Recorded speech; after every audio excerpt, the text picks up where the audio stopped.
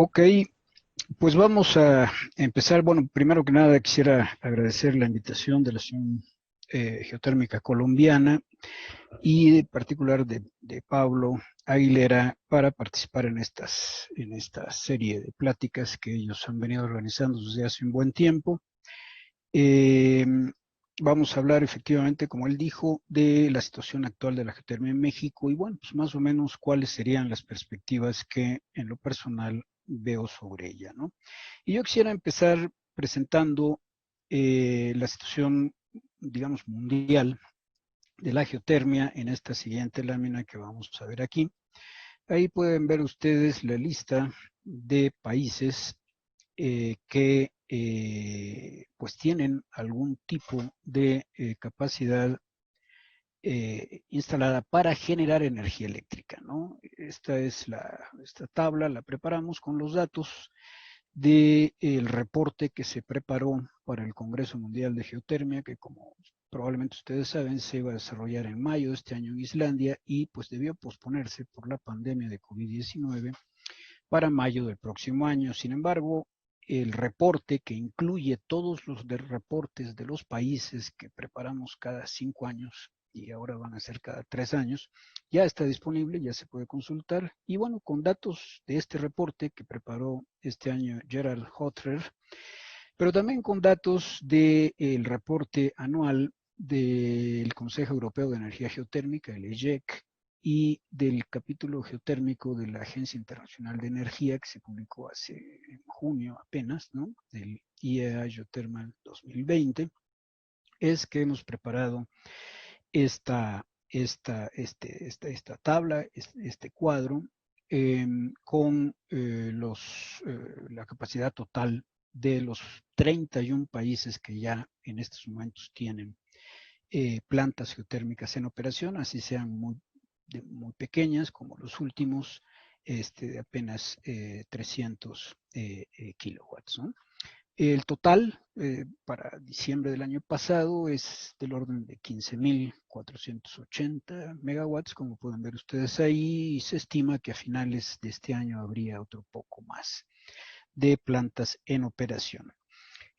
Bueno, aquí quería resaltar que, bueno, México está en el sexto lugar mundial con esos poco más de 1.000 megawatts de capacidad instalada que tenemos en este momento y que así llegaremos igual al fin del año. Pero también destacar muchos cambios importantes, interesantes que ha habido, ¿no? Digamos, Turquía, que está ya en el cuarto lugar mundial hace 5 años, en el Congreso de 2015, realizado en Melbourne, pues estaba a la mitad inferior de la tabla, tenía un desarrollo geotérmico extraordinario. Kenia, lo mismo, ¿no? Y hay varios países nuevos que hace 5 años, pues no aparecían todavía aquí. Es el caso de Croacia, por ejemplo, de Hungría, de Bélgica, de Rumania, en fin, de algunos de estos países, ¿no? Eh, en México, esos 1.000 megawatts están distribuidos en 5 campos geotérmicos, que son los que vamos a presentar aquí. Esta es una imagen del país y aquí podemos ver los 5 campos geotérmicos que están en operación en este momento, todos de color rojo y uno en color amarillo, que es un campo que todavía no está en operación, pero que tiene un potencial muy bien estimado ya de 75 megawatts. Los colores, los triangulitos son campos que opera la Comisión Federal de Electricidad, que es la compañía pública de energía eléctrica en México, propiedad del Estado, y la estrellita que señala la ubicación del campo llamado Domo de San Pedro, indica que es operado por una compañía privada en México, ¿no? Aquí arriba tenemos la capacidad instalada en cada uno de estos campos y por otro lado la capacidad operativa, es decir, la que está realmente operando, ¿no? Y pueden ver ustedes ahí los datos para cada uno de estos campos y para el total, ¿no? Eh, Aquí en la siguiente lámina vamos a hablar un poco del contexto tectónico de México, pues con las principales placas, no sé si alcanza a ver mi mouse, pero aquí estoy señalando la de Norteamérica, la del Pacífico y la placa de Cocos, que son las principales placas, y una pequeña placa aquí, la placa de Rivera, en esta parte. Y bueno, señalamos aquí esto que está punteado, es lo que se llama la faja volcánica mexicana o el eje neovolcánico mexicano, que es una zona donde hay volcanes y productos volcánicos cuaternarios y algunos de esos volcanes activos en este momento, como el famoso volcán Popocatépetl, muy cerca de la Ciudad de México, ¿no? Aquí están los 6 campos geotérmicos a los que nos habíamos referido, 5 ya operando, como dije, y en color amarillo el campo que todavía no se encuentra en operación, y bueno, pues 4 de esos campos están dentro de esa faja volcánica mexicana, formada evidentemente por la subducción de la placa de Cocos debajo de la placa de Norteamérica. Vamos a ver a continuación, pues muy rápidamente, la situación de cada uno de estos campos en operación, empezando con el campo de Cerro Prieto, cuya imagen pueden ver ustedes en esta lámina. Es un lugar desértico, ¿no? Muy poca vegetación, el campo está prácticamente al nivel del mar, y las primeras unidades se empezaron a operar ahí en 1973, hace 40 y tantos años, casi 50 años, ¿no? A la fecha. Es un campo que está en un contexto tectónico transtensional entre dos fallas transformantes, que son las de Cerro Prieto y la de Imperial. El yacimiento ahí es de líquido dominante, con pues mucha agua y escaso vapor. Ahí tienen ustedes las características de sus pozos, de los fluidos, de las temperaturas, los promedios de profundidad, en fin, ¿no? Hay alrededor de esos 140 pozos productores en operación normalmente, ¿no? Con profundidades pues, de ese orden que ven ustedes ahí, de poco más de 2.000 metros, y casi 30 pozos inyectores. Y ven ustedes su capacidad instalada actual, que es de 570 megawatts, y la generación que hubo en el año de 2018, no en el año pasado, sino el 2018, es la cifra más cercana que tenemos. Por su lado, el campo de, bueno, vamos a continuar con el campo de los azufres, que empezó a operar en 1982, un campo más reciente, muy diferente. El escenario, es un bosque de pino a 2.850 metros sobre el nivel del mar. Es un complejo volcánico. En Cerro Prieto los fluidos están contenidos en rocas sedimentarias, en areniscas, que están intercaladas con lutitas. Aquí todos los fluidos están contenidos en andesitas, ¿no? En rocas volcánicas. Ahí tienen ustedes las principales características de los fluidos, las temperaturas, los pozos, la capacidad instalada. En este caso estamos reportando la capacidad instalada, que son 247.5 megawatts, opera un poquito menos que eso, y la generación que hubo durante el año de 2018. Y más adelante tenemos el campo de, eh, de los Sumeros, que empezó un poco después, en 1990, pues, aunque claro, ya tiene 30 años en estos momentos. Es un campo volcánico también. En este caso se trata de 2 calderas volcánicas, una un poco más grande, bueno, una grande de alrededor de 18 o 20 kilómetros de diámetro, y otra más pequeña de 8 kilómetros más o menos de diámetro. Esta más pequeña, pues tiene apenas una edad de 164.000 años, bastante reciente en términos geológicos, como ustedes saben. Se trata de un régimen compresivo, pero con extensión local, y bueno, pueden ver ahí también las características de sus fluidos. En este caso es un yacimiento de vapor dominante, igual que en el caso de los azufres, pero en este caso con una cantidad de fluidos, de agua, de salmuera, bastante menor que en el caso de los azufres, como pueden ver ustedes, por ejemplo, por la producción que tuvo, el promedio de producción de 60 millones de toneladas métricas de vapor por año y apenas 1.2 millones de salmuera durante todo el año, ¿no? Su capacidad instalada, su capacidad operando, en este caso estamos hablando de la operativa, es casi 95 megawatts y un poco más de 500 megawatts de generación eléctrica al año. El siguiente campo es este de las Tres Vírgenes, es también una zona semidesértica. Este campo está ubicado a la mitad de la península de Baja California, dentro del estado que se llama Baja California Sur en México. Empezó pues en el 2000, en el 2001, ¿no? Apenas 19 años. Hay solo un par de plantas de condensación de 5 megawatts, unas plantas muy chiquitas, con 10 megawatts de capacidad instalada total. Es también un complejo volcánico, también el régimen tectónico ahí es de tipo extensional, claramente vinculado a la prolongación de la falla, de la zona de falla del sistema de San Andrés que se introduce al Golfo de California, ¿no? En este caso hay mucha más agua que fluidos, ¿no? Es un yacimiento de líquido dominante, ahí lo pueden ver por su producción más o menos promedio, ¿no? Tres veces, tres veces más agua que vapor, ¿no? Los datos que están ahí, solo hay 3 pozos productores y 2 inyectores en promedio, ¿no? Durante el año.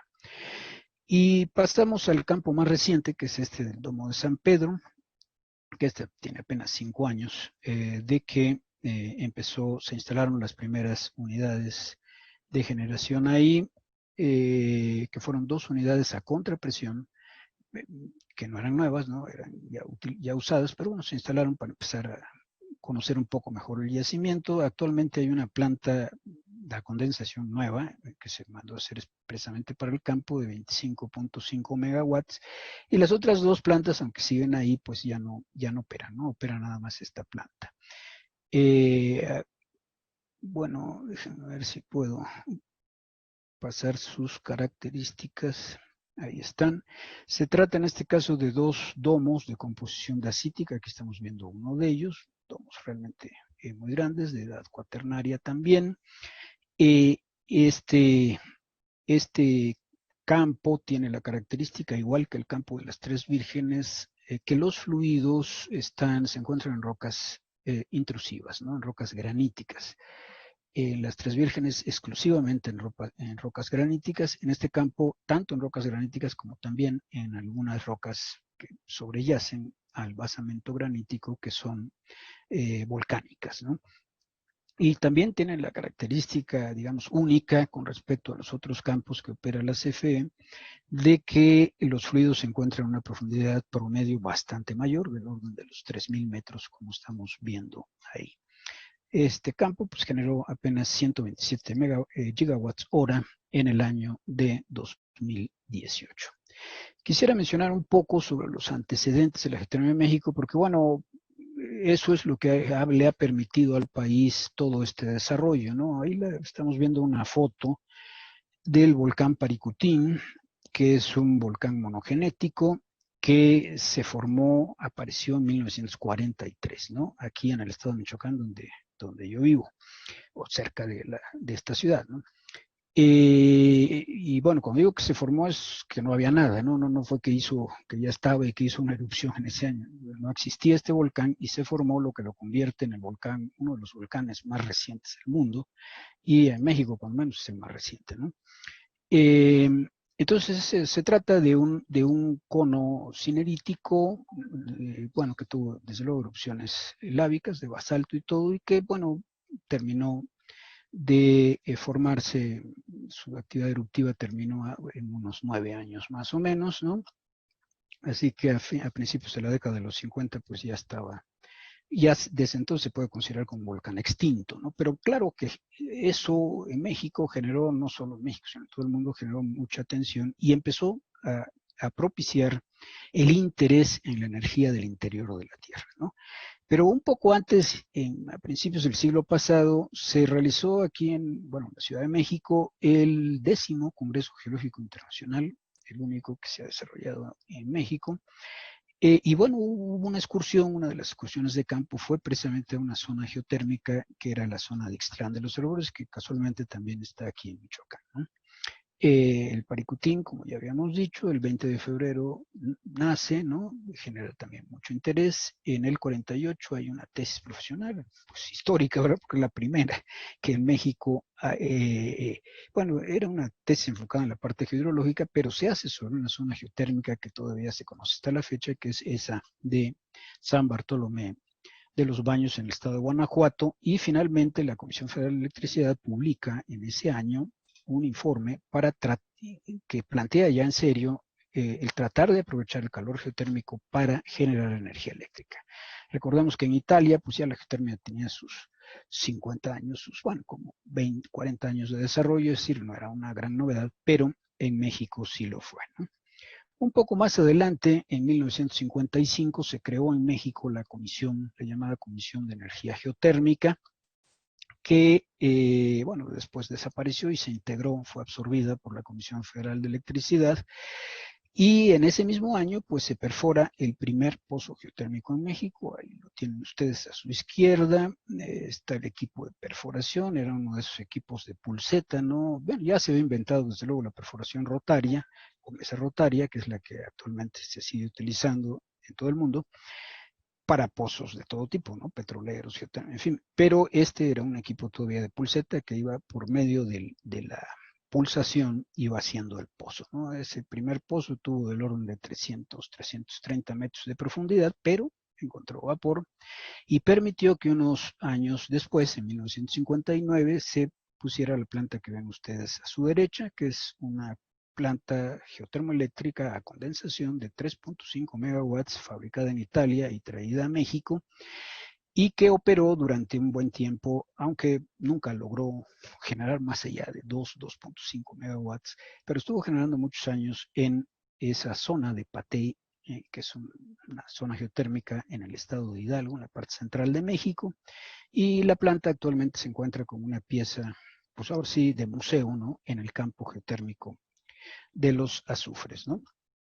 Pero bueno, con toda, ya en la parte moderna, esta planta, como dijimos, se instaló en 1959, fue de hecho la primera planta geotermoeléctrica en el continente americano por unos meses, bueno, la primera planta integrada a la red eléctrica en el continente americano, ¿no? Unos meses después entrarían las primeras unidades en los geysers en California, en Luis Estados Carlos, Unidos. ¿Sí? ¿nos Sí, puede repetir esa última parte, porfa? Que se quedó un poquito pegado el internet. Gracias. ok. Sí, no, decía yo que esta fue la primera planta geotermoeléctrica integrada a la red eléctrica de distribución en el continente americano, ¿no? Unos años antes ya existían unas pequeñas plantas, pero fuera de la red, en los geysers que le proporcionaban energía eléctrica a un hotel y a un balneario que había en los geysers, pero la primera planta que ya estuvo integrada a la red de distribución en las Américas, pues fue esta de Paté, ¿no? O, claro que unos meses después ya empezaron a operar las plantas de los geysers, del campo de los geysers, ya integradas a la red también, ¿no? Pero durante unos tiempos esa planta de paté fue la primera. Pero bueno, aquí estamos hablando ya de la época moderna que se inicia propiamente en 1973 en el campo de Cerro Prieto, como habíamos comentado, cuando en abril de ese año empiezan a operar las dos primeras unidades de 37.5 megawatts. Eh, y durante varios años, hasta el 78 más o menos, fueron las únicas que estuvieron operando. El 78 empiezan a operar las nuevas, otras dos unidades de la misma capacidad para llegar a los 150 megawatts que ven ahí. Y bueno, de ahí en adelante continúa el desarrollo geotérmico en México. Pueden ver ustedes ahí que, pues digamos, la época dorada, la época de oro de la geotermia en México es en la segunda mitad de la década de los 80 más o menos, cuando la capacidad instalada del país pasa de esos 200 megawatts que ven ahí a pues 750, 720 más o menos, hacia el 87, 88, ¿no? Del otro lado de la gráfica vemos también que ha habido descensos en esa capacidad instalada porque en 2011, 2012 aproximadamente, las 4 primeras unidades más antiguas de Cerro Prieto, que son estas que empezaron a operar desde el 73, pues son desmanteladas y pues dejan de operar, ¿no? Ahí está la historia de cómo pasamos de 75 a 1005 megawatts y a la fecha pues tenemos esos 5 campos geotérmicos, un poco más de 200 pozos productores en operación, casi 40 pozos inyectores y la capacidad instalada y la capacidad instalada que tenemos en este momento, la capacidad operativa más bien, de casi 948 megawatts y la generación que hubo en el año 2018, ¿no?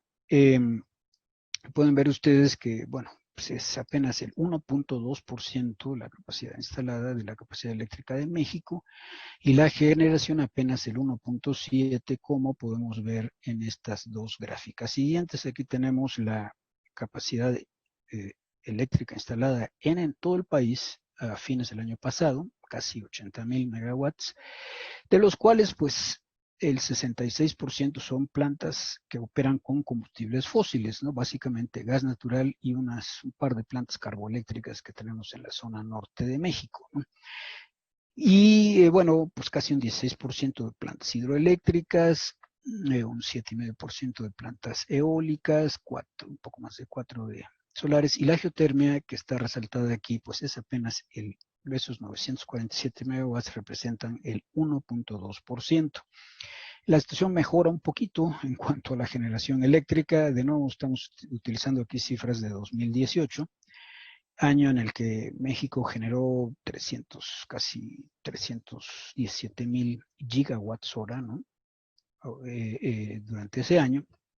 Y bueno, aquí la situación está todavía más complicada en cuanto a que más de las 3/4 partes, como pueden ver, se genera por combustibles fósiles. Pero bueno, el desempeño, digamos, de la geotermia y de las plantas nucleares, eso también lo tenemos que decir, ¿no?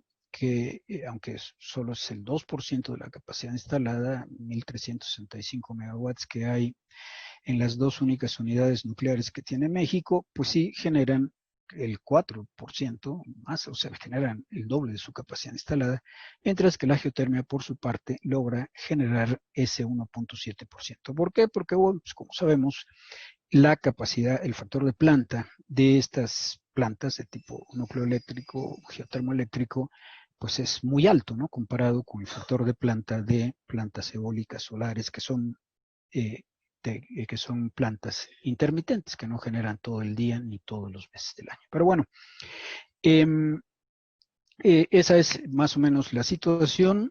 Y desde luego, pues existen otras zonas de interés aparte de los campos que hemos mencionado. Aquí estamos presentando los resultados de un trabajo que hicimos hace ya algunos años, casi 10, para la Comisión Reguladora de Energía. Fue un estudio financiado por el Banco Interamericano de Desarrollo para evaluar el potencial adicional que podría tener el país. Y bueno, pues llegamos a estas 20 zonas geotérmicas cuya distribución la pueden ver ustedes ahí, la mayoría concentrada pues, en la parte central de México, en la faja volcánica mexicana, ¿no? Se aplicó también un modelo volumétrico, un par de modelos volumétricos a cada una de estas zonas y se llegó a una estimación, pues desde luego es un potencial muy preliminar, ¿no? Muy pocos, pues está con base en datos geoquímicos, en estimación de geotermómetros, en fin, pero pues de ese orden, entre 700 y 760 megawatts adicionales a los 1,000 que tenemos y que teníamos prácticamente en ese momento, ¿no?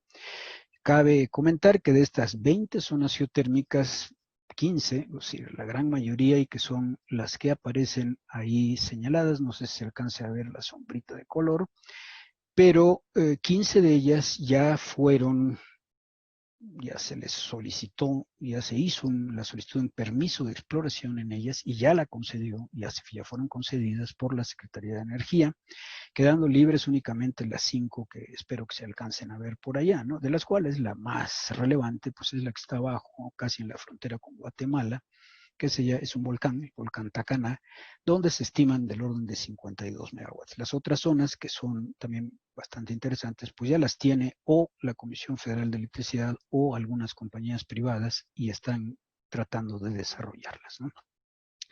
Pero también el potencial geotérmico del país pues es más grande que estas 760 megawatts adicionales. Aquí tenemos esta gráfica donde pues pueden ver por un lado los megawatts, por otro, bueno, empezamos con la capacidad que está operando en este momento en México, esos 947, casi 948 megawatts de los que hablábamos, y, donde, pues por supuesto, la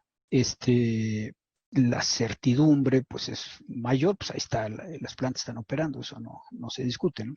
Pero de ahí nos vamos a las reservas probadas y probables y a los recursos medidos, indicados e inferidos, cuya certidumbre pues va siendo cada vez menor conforme nos vamos hacia la derecha, ¿no? Pero así llegamos a esta estimación de un poco más de 2.200 megawatts de recursos geotérmicos entre medidos, indicados e inferidos y un poco más de 260 megawatts entre reservas probadas y probables, haciendo la aclaración de que pues, los términos de recursos y reservas están pues, obedecen a las definiciones que ha establecido la Asociación Geotérmica de Australia, ¿no? Es decir, tienen su definición muy clara, que es un recurso, que es una reserva, en fin, ¿no? Y así, pues llegamos a ese potencial total del país, que es la suma, básicamente, del potencial de recursos y de reservas, un poco más de 2.500 megawatts, que, repito, son adicionales a lo que está instalado, es decir, del orden de 2,5 veces la capacidad, ¿no? Y por supuesto, también tenemos este otro potencial que sería el potencial con recursos no convencionales, con recursos de roca seca caliente y que podrían desarrollarse con sistemas geotérmicos mejorados. Este fue uno de los proyectos, el proyecto número 37 del CEMIE-GEO, que se desarrolló durante 4 años, ¿no? Y que aplicó los protocolos que la IGA ha recomendado que se utilicen para evaluar el potencial de este tipo de recursos. Y bueno, tenemos una cantidad enorme de miles de megawatts que se podrían instalar, que como todos sabemos, pues todavía no es está todavía en proceso hacerlos que puedan ser comerciales estos recursos, ¿no? Vamos a hablar rápidamente de los usos directos de la geotermia en el mundo y cómo está México en ellos. Ahí tenemos la tabla que también hizo en este caso John Lund y Todd, que se presentó, que ya está disponible también entre los papers del Congreso Geotérmico Mundial. Tenemos un total de 88 países en el que hay algún tipo de uso directo instalado, con esos poco más de 100.000 megawatts térmicos de capacidad instalada, pero de los cuales, pues las 3/4 partes, un poco más, corresponde a las bombas de calor geotérmico, que es lo que aparece en la tercera columna de la tabla, ¿no? Que también está expresado en megawatts térmicos, ¿no? Y bueno, en la columna de medio pues, está lo que se estima que se consume de esa energía expresado en gigawatts hora térmicos, ¿no? Se puede expresar también en terajoules, en fin. Pero bueno, en este caso está así. Y pues esa es la situación del mundo. Como pueden ver ustedes ahí, pues bueno, aquí aparecen solo los 18 países con más de 1.000 megawatts térmicos instalados, todos los demás tienen menos de 1.000. Que son esos 18 que aparecen ahí. México está en un lugar número 35, un lugar bastante alejado, a pesar de que el uso de la energía, su uso indirecto de la geotermia para generar energía eléctrica, pues sí es bastante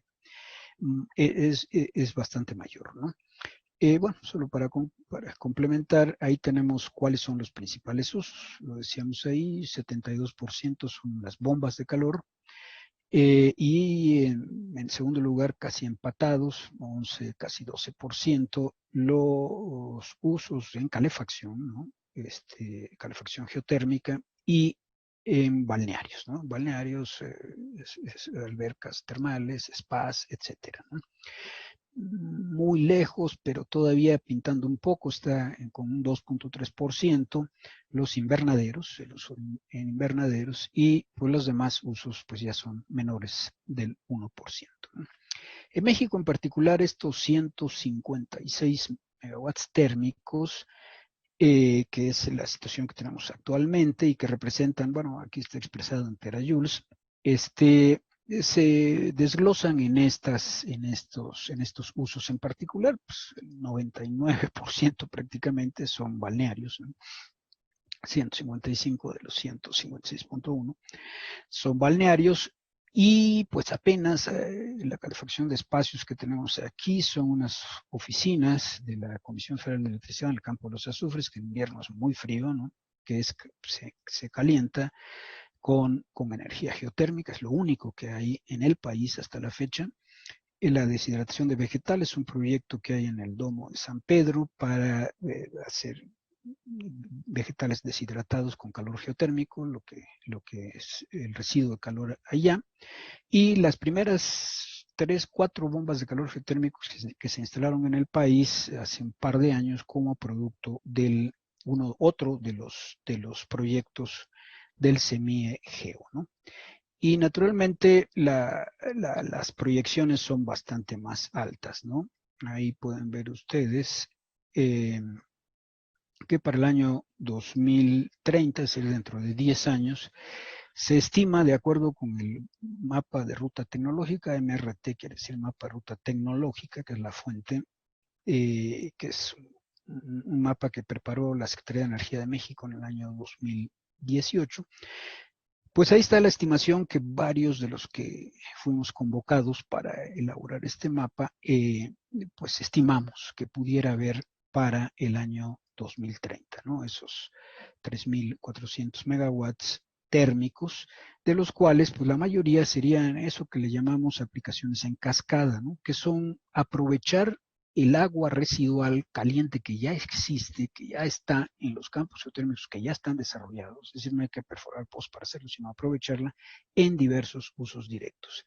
Estimamos que aunque ahorita apenas se utiliza 0.4 de megawatts, como pueden ver ustedes ahí en 2016, pues podría llegar hasta esos 2.400 megawatts, ¿no? Vamos casi a terminar con la situación regulatoria que hay en México. Hace 6 años, más o menos, en agosto, pero de 2014, se aprobó la Ley de Energía Geotérmica en México, ¿no? Antes no había una ley geotérmica, todo el desarrollo que había habido hasta 2014 se hizo sin ninguna ley geotérmica, pero en esa época, como parte de esa llamada reforma energética que hubo en México y que cambió radicalmente la situación regulatoria de la parte energética del país, se creó esta ley de energía geotérmica que divide el negocio de la geotermia en esas 3 etapas, ¿no? Que le llaman reconocimiento, exploración y explotación. La verdad es que el reconocimiento no sirve para nada, y de hecho pues, ninguna de las compañías que han solicitado permisos pues, ha pasado por esa fase. Todo el mundo va directamente a solicitar un permiso de exploración. ¿Por qué? Porque es el único que garantiza la exclusividad de una zona, ¿no? El registro no garantiza ninguna exclusividad, entonces pues no tiene ningún sentido solicitarlo. Pero así está en la ley, y de hecho se puede solicitar directamente el permiso. El permiso permite, valga la redundancia, realizar esa serie de estudios que ven ustedes allá durante 3 años e inclusive durante una extensión de 3 años más, ¿no? Incluyendo la perforación de pozos exploratorios. Claro que para perforar el pozo pues hay que sacar toda otra serie de permisos ambientales, en fin, pero bueno, eso es lo que permite el tener un permiso. Si al cabo de esos 3 años o 6, si es que se pidió una extensión, se encuentra un recurso que se considere que se puede explotar, entonces se solicita una concesión de explotación ante la Secretaría de Energía, que ese sí se va a 30 años y puede ser renovable, que ya incluye todo lo demás, perforación, instalación de la planta, pero sobre todo también la operación del campo geotérmico durante esos años, ¿no? A la fecha, pues la Secretaría de Energía, desde que esta ley entró en operación, hace 6 años, desde que la ley se aprobó, ha expedido, ha otorgado 5 concesiones de explotación a la CFE sobre cada uno de los campos que mencionamos, más el campo todavía no desarrollado de Cerritos Colorados, ¿no? El que veíamos en color amarillito. Entonces tiene 5 concesiones a la CFE, una concesión de explotación a una compañía privada para el campo del Domo San Pedro, más esos 13 permisos de exploración a otras tantas zonas geotérmicas, a la CFE y otros 13 a varias, total de 7 compañías privadas que también han solicitado y obtenido permisos, 2 de ellos, por cierto, ya han caducado, ¿no? Bueno, esta es la situación hasta, digamos, principios de año, antes del COVID, ¿no? Ahora pues, necesitamos hablar antes del COVID y después del COVID, porque pues evidentemente durante todo este periodo no ha habido mayor movimiento en cuanto a nuevas concesiones y demás, ¿no? Pero pues varias de estas compañías, efectivamente, igual que la CFE, pues han continuado sus actividades de exploración en esas zonas, han tenido que pedir todas ellas extensiones, ¿no? Ya prácticamente todas las que siguen vigentes están en su segundo periodo, en su prórroga, ¿no? Porque esos permisos fueron expedidos por ahí de 2015, más o menos, ¿no? Entonces pues, ya estamos en el año quinto de los mismos, ¿no? Y finalmente quisiera concluir con pues, lo que yo consideraría las perspectivas que tenemos post-COVID, ¿no? En primer lugar, desde el punto de vista técnico, creo que por lo que hemos comentado aquí queda bastante claro que no, es decir, las perspectivas desde el punto de vista técnico son muy buenas, ¿no? Todavía hay un potencial geotermoeléctrico en el país que, pues ahí lo tienen ustedes, del orden de esos 2.500 megawatts. El pronóstico para 2030 de otro mapa de ruta tecnológica para específicamente enfocado a la geotermoelectricidad que elaboró la CENER en 2017, pues estima esos 750 megawatts adicionales, que más los 1.000 que tenemos ahora llegaríamos a 1.750, que coincide más o menos con ese pronóstico que hizo la IRENA unos 3 años atrás, ¿no? En 2015. Y pues acabamos de mencionar el potencial de usos directos, ¿no? Es decir, técnicamente pues son muy buenas, ¿no? El problema, bueno, las barreras pues, que tenemos en la gestión en México son las mismas que hay en todo el mundo, es decir, la enorme inversión inicial que requieren los recursos geotérmicos, que pues, sin discusión está fuera de competencia con la que requieren proyectos eólicos, proyectos solares, ¿no?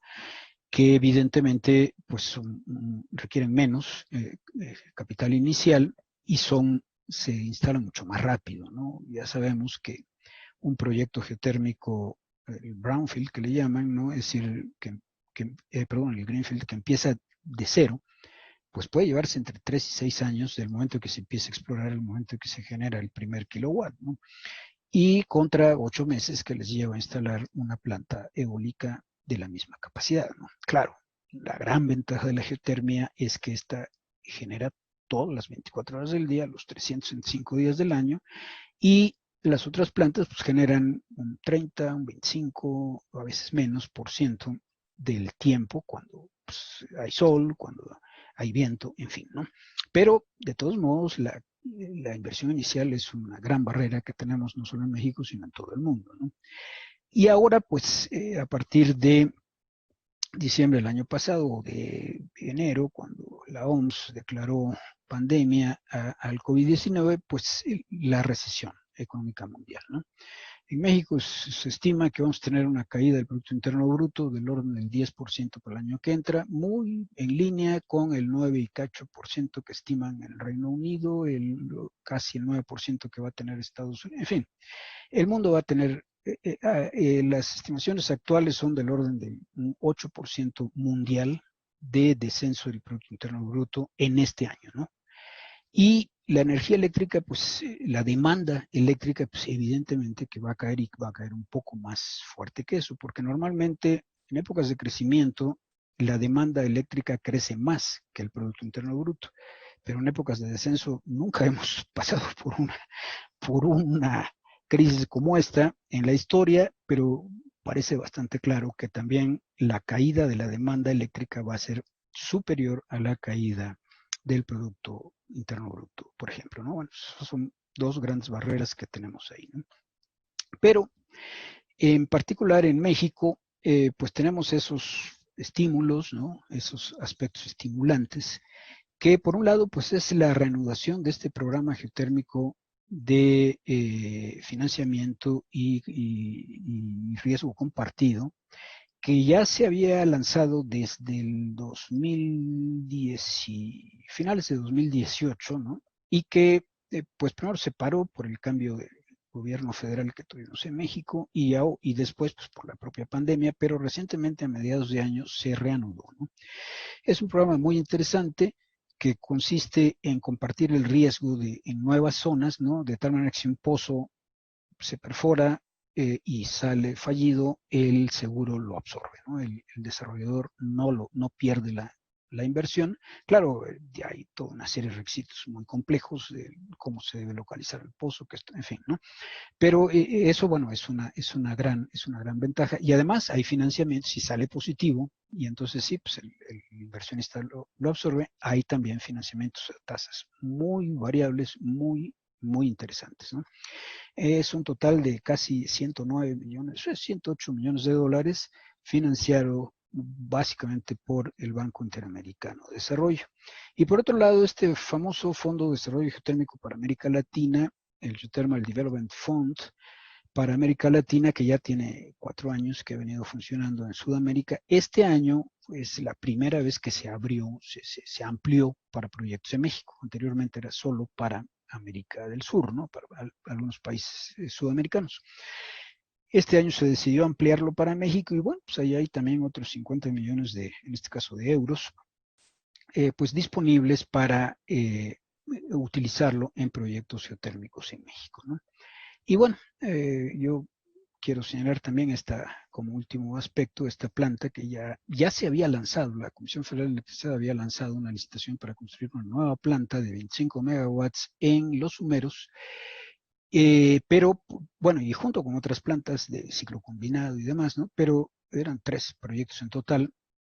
Y después, en este momento, ya los retiraron, ¿no? Ya cancelaron la licitación. ¿Por qué? Porque pues, se está estimando una baja. Es decir, que no va a haber tanta demanda de energía eléctrica el próximo año, pero sin duda alguna que, digamos, ya para esta planta, una planta geotermoeléctrica de este tipo, pues se llevaría un par de años en construirse. Bueno, dentro de 2 años la estación puede ser muy diferente, ¿no? Y finalmente quiero terminar diciendo que, pues estas crisis, bueno, ya ven ustedes el famoso cliché de que las crisis son también oportunidades, ¿no? Y efectivamente puede ser la oportunidad para que, bueno, nada menos eh, la Agencia Internacional de Energía, la Agencia Internacional de Energía Renovable y la Organización de las Naciones Unidas han estado promoviendo las famosas metas de desarrollo sustentable, ¿no? Las SDG. Entonces, hay también la oportunidad de que las energías renovables, aprovechando esta caída, pues ya no, la recuperación no se haga con base en combustibles fósiles, sino en energías renovables y entre ellas la geotermia. Por mi parte, esto sería básicamente todo. No sé si debo dejar de Em, compartir. Luis Carlos, no, vamos a dejar tu presentación en caso de que alguna de las preguntas vea la necesidad de ir a algún slide. Correcto. ¿Listo? Esto, bueno, muchas gracias, Luis Carlos. Realmente, en lo personal tengo muchas preguntas, pero vamos a darle prioridad a los participantes. Entonces quiero, por acá nos hicieron una pregunta a alguien de los que están aquí colaborando. ¿Quién fue? en el aula TIC. Soy yo, Pablo, yo, Daniela. Daniela. Daniela pregunta acerca de Cerro Prieto. ¿Cuál es el estado actual de las lagunas de evaporación? ¿Aún están en operación o todas las almueras reyectadas en el reservorio? Sí, todavía siguen en operación. La laguna de evaporación es una laguna de 14 kilómetros cuadrados, muy grande, una laguna de evaporación solar, y alrededor de la mitad del agua se reinyecta al yacimiento, bueno, un poquito más, ¿no? Como un 60%, y el resto se va a la laguna donde pues, se va evaporando, ¿no? Esa es la situación que tiene la laguna. Listo. Francisco Rojas dice, buenas tardes, excelente presentación. Luis Carlos, en su opinión, a mediano o largo plazo, ¿cómo se ubica la geotermia en México en comparación con las otras energías sostenibles? ¿Y qué le hace falta al país para enfocar la geotermia en campos diferentes al balneario y spa? Veo que Sí, hablaste de esto en tu proyección, en la proyección que hay más o menos de los 3.400 megavatios térmicos para usos directos y el potencial geotérmico de EGS y los 2.514 megavatios. ¿Eso en porcentaje qué sería? sí, yo pienso que la geotermia tiene, bueno, yo creo que sí deberíamos, todos estamos involucrados en la geotermia, deberíamos estar conscientes de que la geotermia no es una, no puede ser considerada como una energía que pueda reemplazar a los combustibles fósiles, ¿no? Es una energía renovable que colabora en el reemplazamiento junto, pues sí, con la eólica, con la solar, con la oceánica, con todas las demás que están todavía menos desarrolladas, pero ella sola nunca podría llegar a reemplazar todo. Cuando menos en la parte eléctrica, el consumo la energía eléctrica que se produce por combustibles fósiles, ¿no? Eso debe quedarnos claro. Sin embargo, con el desarrollo de estos sistemas, bueno, y por otro lado, que los recursos geotérmicos convencionales, pues aunque todavía hay países que están bien ubicados desde el punto de vista tectónico y que tienen todavía un buen desarrollo, bueno, Sudamérica hay muchos, ¿no? Este, Aún así, pues siempre son recursos limitados y están limitados a los límites entre placas tectónicas, fundamentalmente zonas de subducción, zonas de rifting, de apertura, como en el caso de Islandia, de otros, bueno, Kenia, en fin, y o zonas de transformación, como en el caso de los geysers y de Cerro Prieto, en fin, ¿no? Entonces, pero pues, no todo el mundo, o sea, las placas, la mayor parte de las placas tectónicas pues, no son límites, ¿no? ¿no? Entonces, el recurso está bastante limitado en ese aspecto. Sin embargo, los recursos que se pueden desarrollar con sistemas geotérmicos mejorados ya no tienen esa limitación, ¿no? Es decir, en la casa de cualquiera podríamos hacer un pozo a 5.000 metros de profundidad y hacer otro pozo para obtener, calentar el agua y obtenerla caliente y generar energía eléctrica con una planta de ciclo binario, si en cualquier lado se podría hacer, ¿no? Pero pues esto sí va para largo, ¿no? Nosotros, bueno, el panel intergubernamental de cambio climático en 2011 publicó algo que le llamó el reporte especial sobre energías renovables y cambio climático, que en inglés era el SREN, ¿no? Hay un capítulo dedicado a la geotermia, el capítulo 4 me parece, en el que participamos también como 15, 20 personas de distintos países y ahí nuestra proyección, nuestra estimación era que para el año 2050 el 5% de la generación eléctrica mundial se generará con geotermia, ¿no? Y fundamentalmente con recursos de roca seca caliente, ¿no? Es decir, estamos hablando de una proyección que, como digo, no va a reemplazar los combustibles fósiles, pero sin duda alguna puede ser una solución. Y claro, para países específicos, cuando son pequeños, ahí tienen ustedes a Islandia, una tercera parte de la energía eléctrica que se produce en el país se genera por geotermia y el 100, bueno, 99% de sus necesidades de calefacción se satisface con geotermia, ¿no? Entonces, todo depende del tamaño del país. En México en particular, yo pienso que sí es posible, le veo un poco más de desarrollo a la geotermia para usos directos, ¿no? En invernaderos, acuacultura, en fin, muchas cosas que apenas se han empezado, que prácticamente no hay nada de desarrollo en México. Y creo que eso fue un poco lo que se estimó en este mapa de ruta tecnológico de usos directos de la geotermia que se hizo hace un par de años, ¿no? Ok, Luis Carlos Esteban pregunta acerca de los contratos de compra de energía eléctrica en México. ¿Cómo se realizan? ¿Es mediante subastas? Bueno, el mercado eléctrico, hay un mercado eléctrico mayorista en México donde efectivamente bueno, los que requieren la energía eléctrica pueden hacer subastas. En México se han hecho 3 subastas de energías renovables específicamente, para donde la Comisión Federal de Electricidad compraba o compró, de hecho, cierta generación a futuro de energía a mediano plazo, ¿no? Esa es una manera de hacerlo. Y obviamente no se ve que vaya a haber más subastas próximamente.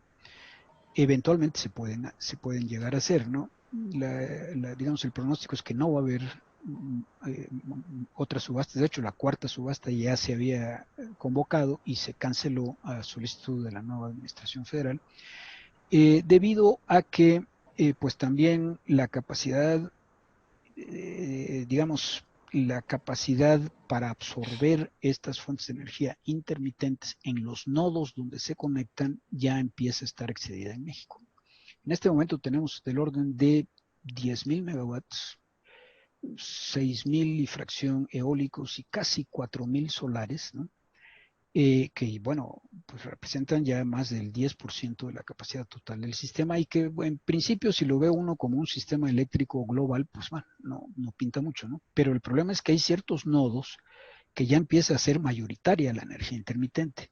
Entonces, como ustedes saben, esa energía intermitente pues tiene que ser respaldada con plantas de energía en firme, ¿no? Sean de combustibles fósiles o de lo que sea, porque pues, si de repente están despachándose las plantas solares, pasa la nube y dejan de generar, pues no es posible que hacer un apagón, ¿no? Tiene que haber un respaldo, que es lo que se llama reserva en caliente, ¿no? Porque es el otro problema, ¿no? No puedes tú decirle a otra planta, oye, a ver, pues conéctate, ¿no? Porque el proceso de conexión pues, se puede tardar 1 hora o más, dependiendo de qué tipo de... Hay plantas que son casi instantáneas, ¿no? A base de gas natural, que en 3 minutos entran de 0 a 10 megawatts, ¿no? Por decir algo, a 20. Pero son muy pocas, ¿no? La mayoría pues, necesitan. Entonces, las redes eléctricas, todas, incluyendo las CFE, pues, tienen que tener una cierta cantidad en reserva, lo que se llama reserva rodante, ¿no? Que estén listas, que no estén generando, pero que estén rodando ya, para que si en un momento dado pues, pasa eso, que pasó el sol, ocultó sacó de generación 50 megawatts en un cierto nodo, en una cierta región del país, pues esas plantas empiezan a generar para compensarla, ¿no? Y obviamente, pues eso cuesta, ¿no? O sea, ¿quién paga esas plantas de energía? Actualmente, pues lo absorbe la propia Comisión Federal de Electricidad, pero lo que me refiero con todo esto es que este, sí hay cierta necesidad de garantizar el respaldo y no saturar ciertas partes del sistema eléctrico con plantas de energía intermitente. Es ahí donde la geotermia puede tener un rol mucho más importante, porque siendo una energía renovable, que en México está clasificada también como energía limpia, ¿no? Pero que además está ahí, no importa si salió el sol, si no, si sopló, si no, está generando solamente para ¿cómo se llama? El mantenimiento programado de la planta, pues se deja de generar 1 semana y lo que sea. Y eso está programado, no se puede preparar con tiempo. En fin, tienen esa confiabilidad que los sistemas eléctricos requieren, ¿no? Entonces, pienso que ese también es un aspecto eh, interesante y que también de algún modo ha reducido, ha hecho menos recomendables esas subastas públicas de energía eléctrica. Porque si bien los precios se vinieron para abajo, ¿no? Es decir, en la última subasta el costo del megawatt hora estuvo del orden de $20, ¿no? O sea, que es algo que la geotermia está al doble, ¿no? O al triple, 50, 60 centavos de 60 centavos de dólar por kilowatt hora o $60 por megawatt hora generado, ¿no? Entonces, ¿quién puede competir con eso? Pero el problema es ese, ¿no? Que de algún modo hay que la CFE en las dos últimas subastas ya compró lo que le llamó potencia, ¿no? Es decir, el mantener plantas a disponibilidad, ¿no? Es decir, no van a estar generando, pero ¿cuánto me rentas tu planta para mantenerla disponible en el momento en que yo la quiera? Y claro que eso también tiene un costo, aunque no se le despache, aunque no se esté generando, pues hay que tenerla ahí. Te repito, todo esto lo que hace menos deseable en México. Hay otros países que tienen muchos otros recursos, por ejemplo en Europa, para balancear esa intermitencia de las energías renovables como la eólica y solar. Pero en países como el nuestro, pues ya no resulta tan atractivo, a pesar de que el costo del kilowatt hora generado efectivamente es muy barato, ¿no? Y estos 20 centavos incluye también los que aquí en México se le llaman los certificados de energía limpia, ¿no? Es el costo del kilowatt más el certificado, ¿no? O sea, muy barato. Por eso es que no creo, bueno, vemos que no va a haber muchas subastas más en adelante. Y la otra opción en México es también vender directamente a los que se llaman usuarios calificados, ¿no? Que en este momento me parece que son aquel que consume más de 1 megawatt ya puede comprar directamente sin pasar por el mercado eléctrico, ¿no? Bueno, sí pasa por el mercado eléctrico porque de todos modos requiere las redes de distribución y todo eso, pero ya no entra al mercado esa oferta. Puede hacer un PPA, lo que se llama en inglés el PPA, el Purchase Agreement, ¿no? Un contrato de compra de energía directa con un proveedor, ¿no? Esa es la otra manera y que también es una forma de aprovechar, de financiar proyectos, ¿no? Por ejemplo, el Domo San Pedro, bueno, ese surgió con un esquema que se llama autoabastecimiento, porque el propietario de la planta tiene una serie de empresas que consumen directamente la energía que generan ahí. Digo, no son solo esta planta geotérmica que hay en Domo San Pedro, tienen también plantas eólicas y solares en otros estados de la República, ¿no? Se llama el Grupo Dragón, es un grupo de energía, es la división, digamos, de energía de un grupo financiero muy fuerte en México, que es el Grupo Electra, ¿no? Que tiene televisoras, tiene tiendas, etcétera, ¿no? Entonces ellos consumen la energía directamente que generan, no la meten al mercado, no la venden, sino que la consumen entre ellos. Es otra manera de hacerlo. Y la geotermia, como ya lo probó el caso del Grupo Dragón, pues también es una posibilidad ahí de desarrollo, ¿no? Wow, Luis Carlos, ya se nos acabó el tiempo, pero definitivamente uno queda súper conectado con todo lo que nos puede aportar. Aquí Carlos Esteban, precisamente cuando usted estaba hablando del rol de la geotermia en esto de la participación en el mercado eléctrico, pues con la inestabilidad que hablas de las redes, con la alta participación pues, de solar y eólica, ¿cómo compite la geotermia? O sea, ese rol ya es importante, es la competencia de la geotermia es relevante ya en lo que se ha hecho en México. Bueno, te comentaba que producimos, bueno, la geotermia produce el 1.2% 1.7. de la Ujú. capacidad y genera el 1.7%, pero por ejemplo en Cerro Prieto, el campo más grande de México, esta es una red aislada del sistema eléctrico nacional, es el sistema Baja California, así se llama. En estos momentos, la energía que se genera en Cerro Prieto representa del orden entre el 20 y 25% de lo que consume toda esa zona, ¿no? Que tiene ciudades Ajá. de muchos millones de habitantes, ¿no? Entonces ahí sí representa, bueno, y déjame decirte que en años pasados llegó a ser la mitad de la energía Ok. eléctrica que se consume, era. Entonces sí es relevante localmente, ¿no? Ok. ¿Y cuál es el precio? Si hablas de $20 apenas del precio Solar.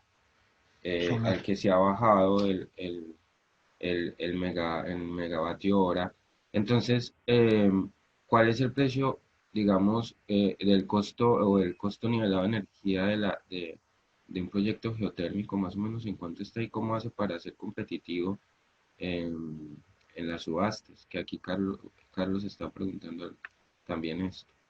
Sí, pues por eso no somos tan competitivos, ¿no? Ujú. De las 3 subastas que ha habido en México, solo un proyecto en los azufres de 25 megawatts logró entrar en la segunda subasta, si no mal recuerdo. No me acuerdo si fue en la segunda o la tercera. Era un proyecto aquí en el campo de los azufres de 25 megawatts, pero entró, ¿por qué? Porque, por un lado, el costo de la energía eléctrica generada, que era bastante alto, pero también, o sea, logró bajarse en el precio, ¿no? Pero se compensó porque también vendió potencia, ¿no? Es decir, el hecho de tener su planta a disponibilidad de la CFE, ¿no? Entonces ya entre el costo de la energía generada y los CELS, los certificados de energía limpia que llevan conjunto, más el costo de la potencia, ya se volvió competitivo el proyecto y pudo entrar, ¿no? Pero eso Ok. fue porque se licitó energía eléctrica más potencia. Si no hubiera sido así, de hecho, en la primera licitación, este mismo proyecto entró a competencia. Es un proyecto de CFE, ¿eh? No es un proyecto privado. Entró a la entró a la subasta y pues no ganó nada, ¿no? Porque en esa época el costo del megawatt, este es un costo de capacidad, el costo de potencia que ofrecía la CFE por tener un megawatt disponible durante todo el año, pues era muy bajo, ¿no? En la segunda ya creció un poco más y entonces ya se volvió competitivo. Pero en precios de así, en costos nivelados de generación, pues no. Puedes competir cuando ya lo anualizas y ya ves que una planta geotérmica genera 3 veces más por la misma capacidad que una eólica, por ejemplo, ¿no? Pero en el costo inicial, pues no es así, ¿no? Ah, ok. Bueno, Juan Carlos, ya solo para cerrar, yo quería preguntarte, ¿es la Secretaría de Energía de México la que regula todo lo de la concesión de los campos entre los permisos y las concesiones? ¿Quién hace ahí como papel de agencia reguladora o en México? No, las concesiones las maneja, recibe las solicitudes y las otorga la Secretaría de Energía a través de su subsecretaría de Transición Energética, la Dirección General de Energías Limpias y una Dirección Especial de Geotermia, ¿no? Esos son Ok. los que hacen esto. Tenemos también una Comisión Reguladora de Energía, PRCB, u otros aspectos, no se mete para nada con la geotermia, pero Ujú. todas las concesiones y los permisos son manejados por la Secretaría de Energía. Y si la gente obtiene, las empresas que obtienen el permiso, eh, tienen garantías de poder tener la concesión, ahí en la ley está como ese amarrado el permiso con la concesión. Es correcto, no es posible solicitar una concesión directamente si no se ha solicitado previamente un permiso de exploración, a menos que haya un concesionario que pierda la concesión por no cumplir con lo que sea, y entonces sí, la Secretaría de Energía podría licitar, lo cual no ha pasado todavía, ¿no? Pero podría licitarla, entonces sí, pues ya el que ofrezca más se la queda.